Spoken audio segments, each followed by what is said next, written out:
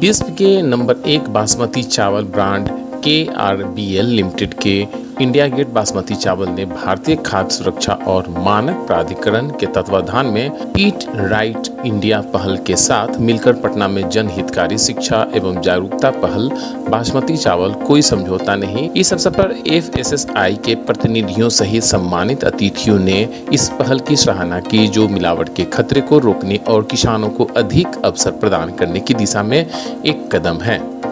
इस अवसर पर FSSAI बिहार के CFSO तापेश्वरी सिंह, डॉक्टर राजेंद्र प्रसाद केंद्रीय कृषि विश्वविद्यालय समस्तीपुर के प्रोफेसर एवं HOD Usha Singh, KRBL limited के associate vice president Kunal Sharma मौजूद रहे। इस मौके पर KRBL लिमिटेड के associate vice president Kunal Sharma ने बताया कि बासमती चावल के लिए पहचान मानक स्थापित करने में उनके दूरदर्शी दृष्टिकोण के लिए हम FSSAI की सराहना करते हैं। यह नियम निस्संदेह भारत और वैश्विक स्तर पर हमारे प्रिय बासमती चावल की प्राथमिकता और सुरक्षा में उपभोक्ताओं के विश्वास को बढ़ाएंगे।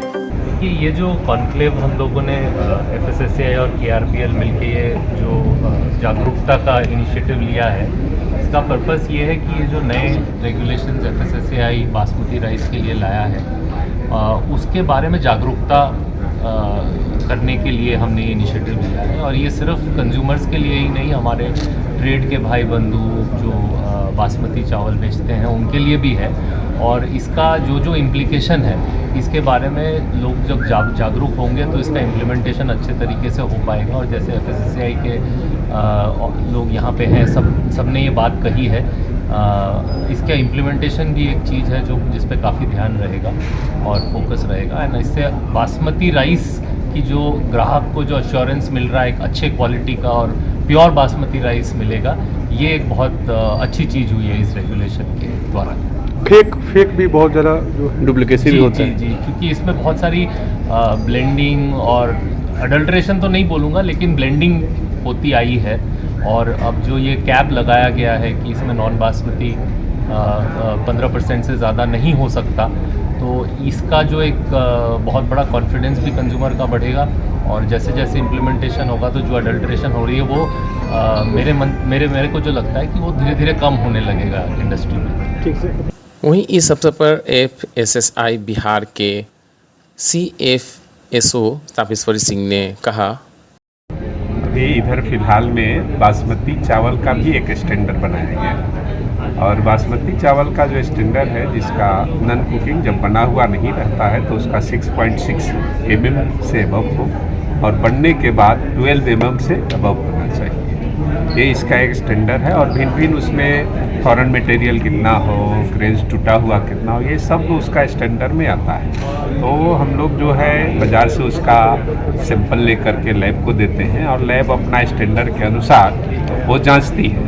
और उस जांच के आधार पर जो रिपोर्ट आती है, उसके आधार पर हम लोग आगे की कार्रवाई करते हैं। मार्केट में डुप्लीकेसी तो हो रही है ना सर? हाँ, तो जैसे वो स्टैंडर्ड जब जाते हैं ना, उसके आधार पर हम लोग कार्रवाई करते हैं। अगर लैब ओके की तो ठीक है, अगर ख़राब आया, किसी स्टैंडर्ड पर खरा नहीं उतरा, तो धारा जो 51 है उसके तहत डुप्लीकेसी हो रही है। जिस कंपनी का डुप्लीकेसी हो रही है तो वह इंटेलेक्चुअल प्रॉपर्टी एक्ट में वो केस कर सकते हैं। वो हम लोग के जुडिशन में डुप्लीकेशन एक अलग चीज़ है, मिलावट अलग चीज़ है, दोनों अलग। मौके पर डॉक्टर राजेंद्र प्रसाद केंद्रीय कृषि विश्वविद्यालय समस्तीपुर के HOD और प्रोफेसर उषा सिंह ने बताया कि FSSAI द्वारा शुरू की गई ईट राइट पहल एक राष्ट्रव्यापी अभियान है, जो व्यक्तियों और ग्राहकों को सही विकल्प चुनने और भोजन विकल्पों पर सूचित निर्णय और स्वस्थ जीवन शैली अपनाने के लिए प्रोत्साहित करती है।